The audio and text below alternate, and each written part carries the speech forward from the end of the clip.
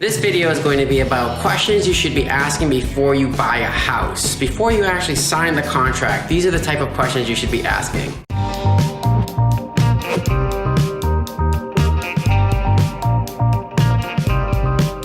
Hi, this is Albert with Surabian Son HomeWorks. I'm going to be your buyer's agent today and just want to go over a quick overview on some questions on what you should be asking before you sign a contract to purchase real estate. So number one would be, where is this house located? You want to make sure that it's a convenient drive to and from work, or where you drop your kids off at school or daycare. Another thing is, if you ever did decide to sell your house within the next 5 to 7 years or beyond that, you want to make sure you can hopefully get your money back. If it's a house that's located someplace totally out of the way, it may take longer for it to sell. They do say location, location, location. It's true. That's really important. You can find a house that's very desirable for a lot of home buyers. Let's say that's 2 bedrooms, 1 bath. It's convenient to everywhere. It's worth so much money because it's a place where everybody wants to be. On the flip side, you can find another house for the same price that's 50 miles away. That's 4 bedrooms, 3.5 baths, 2-car garage. It's the same value. Why? Because it's the location. So if you're willing to sacrifice certain things to find a house that's right for you and your family, if you need to drive and you don't mind those things, then perfect. Number 2, what year was the house built? Any house that was built prior to 1978, and if you have a child that's 6 years or younger, house has to be de-leaded by law. So definitely keep that in mind. Number 3, how old is the roof? On average, usually most common are architectural shingle roofs. That has a minimum, usually about 15 to 25 or even 30 years before you sign the offer to purchase. You definitely want to make sure you know what the age and condition of the roof is in. What is the type of foundation? So the foundation is one of the first things that's built in the house. So a lot of the times you might ask, what existed in that area before the house was built? Especially newer homes. You want to make sure a builder didn't buy a whole big subdivision and start building houses over wetlands. And if they did, you want to know about that just in case there's any kind of drainage or dampness issues down the road. Number 4, does the house have adequate insulation in the basement or in the attic or in the walls? That's a huge factor, especially when you're trying to keep the house nice and warm. The more insulated your house is, the better your chances are of keeping the house nice and warm. Have any appliances been replaced or repaired? Most common things would be the furnace or the hot water tank, the heating system, all of these things, HVAC. Those are things that you want to know when the last time they were serviced, repaired, or replaced. Those can be costly things that you're going to need in order for the house to actually function. That includes septic tanks, your oven, your microwave, and your refrigerator. All these things usually stay with the house, but not always. So you always want to make sure what's staying, what's leaving.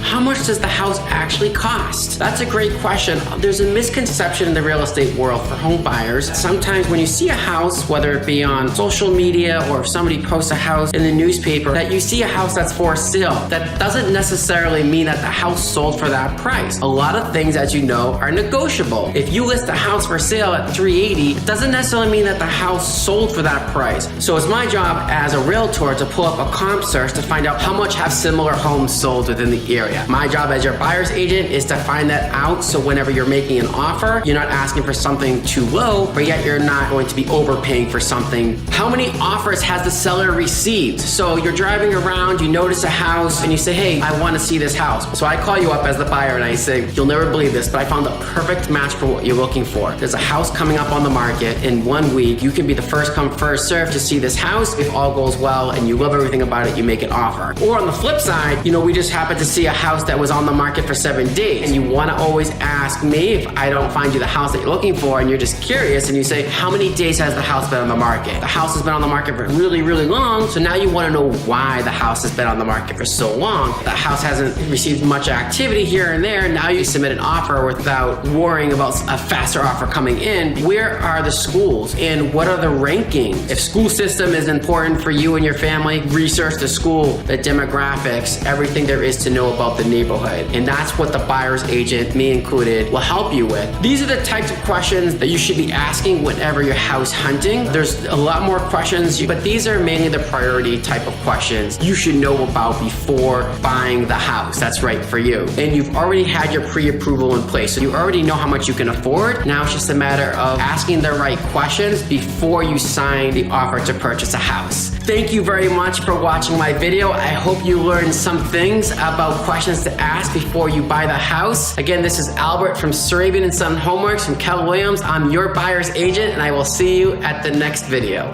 Thank you for watching.